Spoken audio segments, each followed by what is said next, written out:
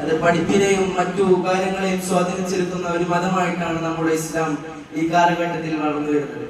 മാത്രമല്ല, നിരവധി പല പ്രഭുക്കന്മാരും മറ്റു മതത്തിൽ നിന്ന് ഈ മതത്തിലേക്ക് മാറാനുള്ള കാരണവും ഈ മതം പഠിച്ചാണ്. നമുക്ക് നോക്കിയാൽ തന്നെ കാണാം, മറ്റു മതത്തിലെ ഓരോ കിതാബുകളും അവരുടെ കാര്യങ്ങളും ഒക്കെ പല ഭാഷകളിലായിട്ടാണ് നാം കാണുന്നത്. എന്നാൽ ഖുർആൻ തന്നെ ഒറ്റ വിഷയമാണ് അറബി.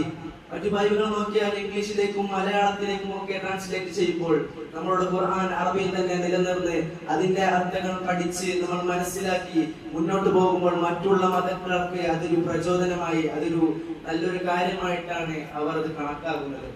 അതിന്റെ അർത്ഥം എത്രത്തോളം വിശാലമാണെന്ന് ചിന്തിച്ചാൽ നാം ചിന്തിക്കുന്നതിനേക്കാൾ അപ്പുറമായിട്ടാണ് ആ ഖുർആനിലെ ഓരോ വേഴ്സിന്റെയും ഓരോ ആയത്തിന്റെയും കണക്കുകൾ എടുത്തു നോക്കിയാൽ നമുക്ക് മനസ്സിലാക്കാം.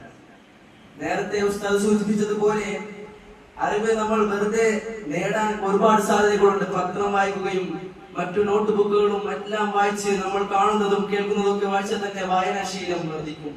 അതുപോലെ തന്നെ കേൾക്കുന്നത് ശ്രദ്ധിച്ചു കേട്ട് ഉസ്താദ് വെള്ളിയാഴ്ചയിൽ പ്രസംഗിക്കുന്നതൊക്കെ നമ്മൾ ശ്രദ്ധിച്ചു കേട്ടാൽ പല സമാജത്തിലും നമുക്ക് ഇത് ഉപകാരമായി, നമുക്ക് മുൻകൂറായി ഇത് എടുക്കാവുന്നതാണ്.